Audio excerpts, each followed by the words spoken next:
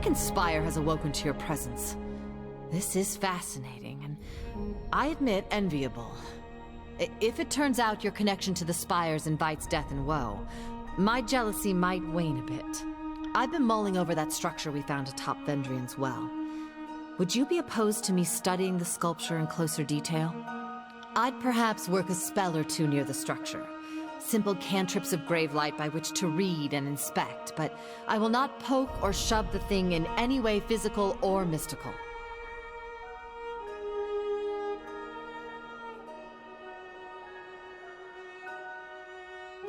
Thank you.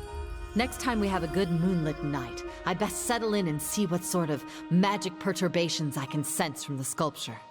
What is it you need? Well, we're working with the disfavored. You want my advice? My advice would be to get close to Graven Ash and plunge a poisoned shiv in his ear.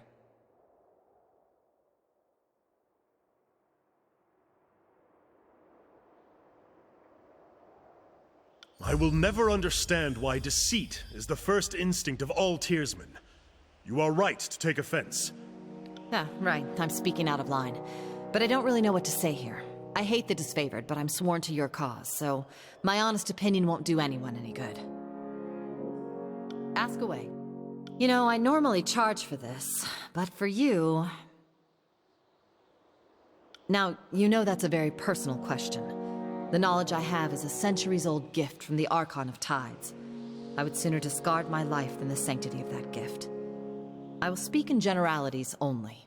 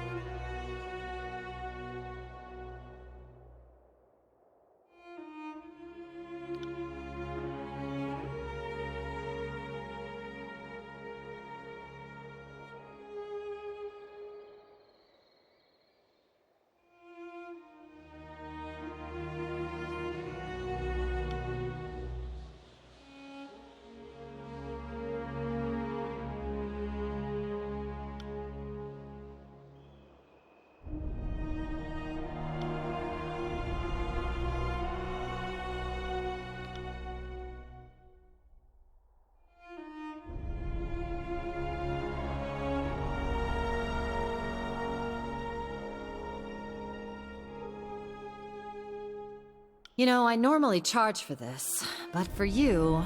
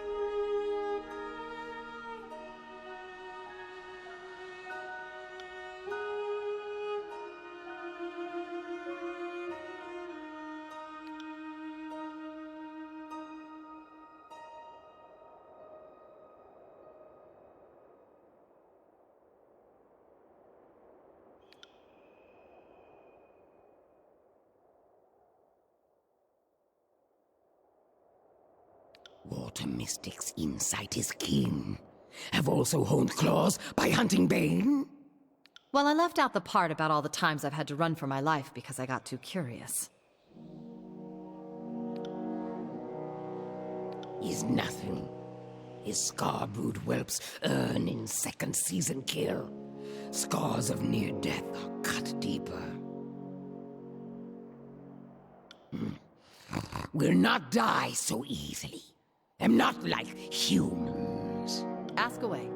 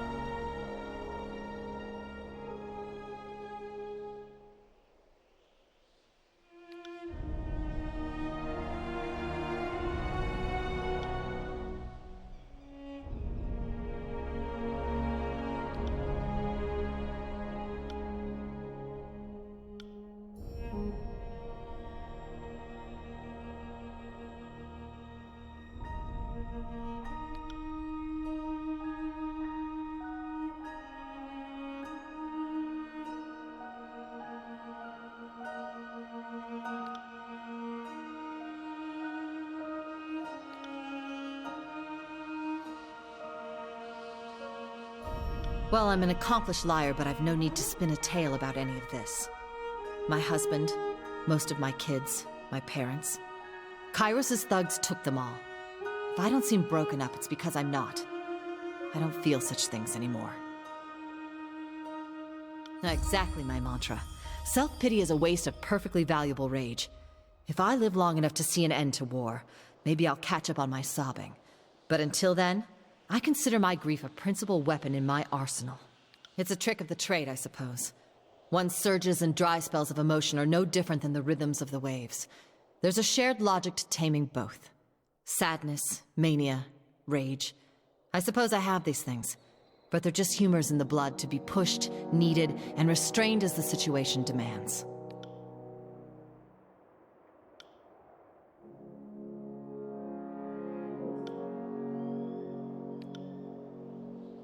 Ask away.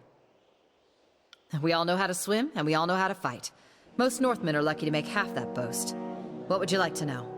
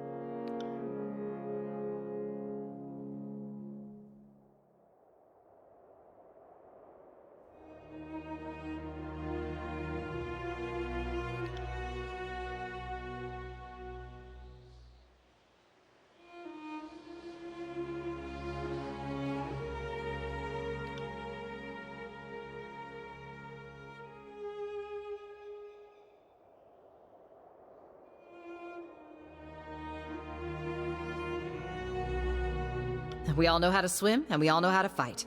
Most Northmen are lucky to make half that boast. What would you like to know? Aside from the ones you slew? Well, the Vendrian Guard were the most staunch opponents of Kyros. With their passing, the Overlord's rule is absolute. Well, aside from the local Archons being in a state of civil war. Was there a particular group you wish to discuss? The Unbroken is the name of the military of the now fallen realm of Stalwart. Every citizen of Stalwart was trained to fight, and all were expected to answer the rallying cry of the Regents, the ruling small council of the realm. A decade ago, Stalwart was the ass end of jokes Tearsmen would tell each other. The people of Stalwart are obnoxiously proud of a long history of being invaded, but never losing. The disfavored put an end to their vaunted record of victory. The Unbroken still persist, albeit marginally so. The disfavored withdrew after the Edict of Storms began shredding the landscape. Their holdfast of Sentinel Stand Keep was never taken, and the citizen army, though scattered, could still be rallied. Kyros' war was disastrous to the human realm of Azure, but a stroke of good luck for the numerous beastmen that toiled in Azure's endless wheat fields. With the masters all dead, the serfs have been set free. The Stonestalkers are a tribe born from these newly freed beasts. I imagine they would never bow to Kyros or the Archons. Too many generations have been enslaved. I'd wager anything they'll die before they ever bow. Beastmen understand strength and leadership, but it's always in the concrete sense. I can't pretend to know how they think, but I could never imagine them accepting an absent Prima. A distant ruler they can't see or smell seems a bit too abstract. The Bronze Brotherhood is one of the most feared and famous of the Free City mercenary companies. They serve the highest bidder, and during the war, that was Kyros. Most of the Brotherhood perished in the war, but a handful. The crew hired to work at Lethian's Crossing. They got to babysit the Forge-bound and survived the last few years with minor losses. The band is too small to be a serious threat to the disfavored or the chorus, but they are scourge-worshipping berserks that will adopt any enemy for the right price. Maybe even Kyros. Several sages came to our aid during the Second Battle of Vendrian's Well. I at first thought they meant to kill me, but instead they put their lives on the line for us. They spoke of others in their guild braving the Edict of Fire to salvage lore from the burning library. Though I may find them untrustworthy, it must be said that the sages have a certain fearlessness toward the Overlord. Perhaps that could be kindled further. Historically speaking, an alliance with the School of Ink and Quill is just asking to have your efforts stolen and your goals undermined. Mark my words, some things never change.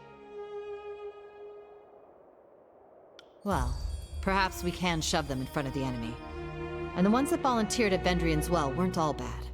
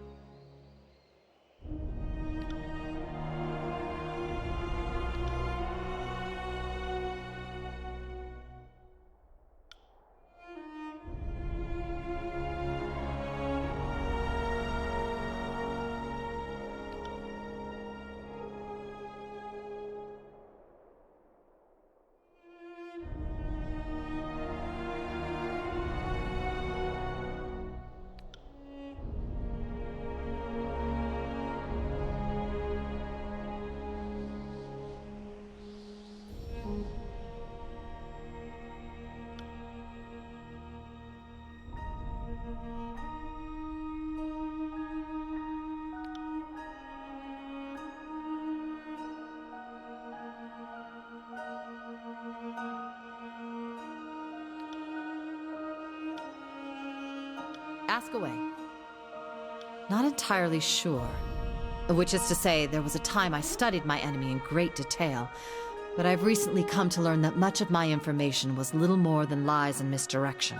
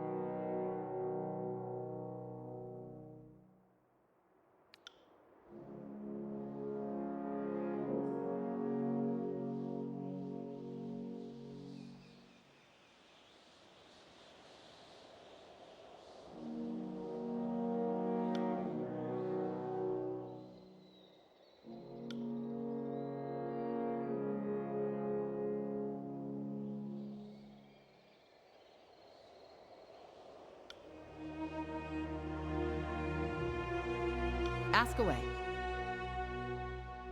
I know a great deal of the mages of the Tiers, or at least their history. Most are dead now. I know a little less about the guilds sworn to Kyros' archons, but I try to make an effort to know my opposition.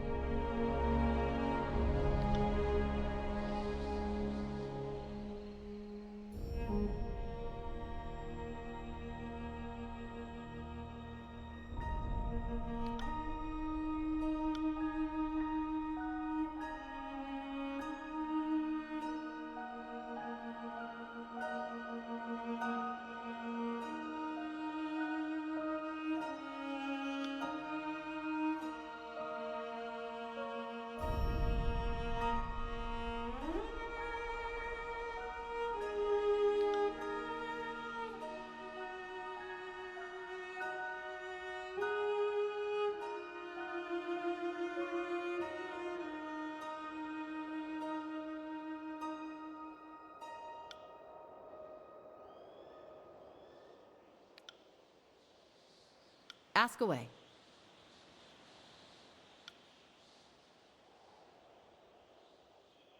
My one concern with Barrick is that he's still loyal to Graven Ash and not to you.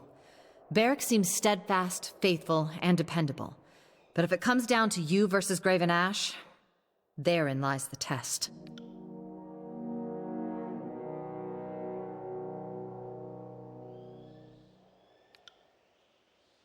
We should consider ourselves fortunate that one of the most deadly members of the Scarlet Furies considers you a suitable gang leader. That said, I think her involvement with you is entirely suspect. I would wager good money the voices of Neratis listening through her, or perhaps seeing what she sees.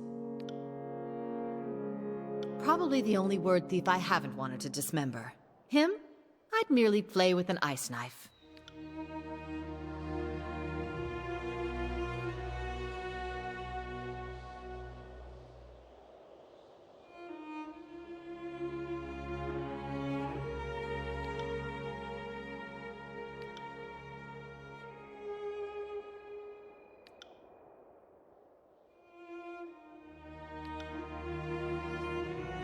We've all heard legends of child archons, but Siren is the real thing. She's so very jaded for her age. But I'd be a sour ninny shitter too if I had a contraption stuck on my head limiting my greatness. I'll tell you this much. Her hatred of the voices of Nerat is either genuine or a most fantastic act. But being a giant liar, I know another liar when I see one. And I'd wager this gripe is sincere.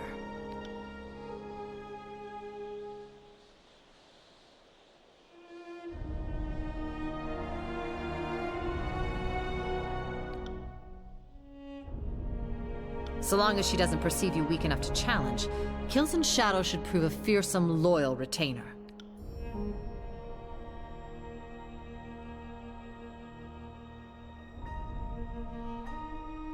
And Kills in Shadow adopts this optimism more than any. Seems she has no room to be sad about what the Overlord has destroyed. She seems to care only about what can be carved out of what remains. I try to find inspiration in that. Ask away. What is it you need?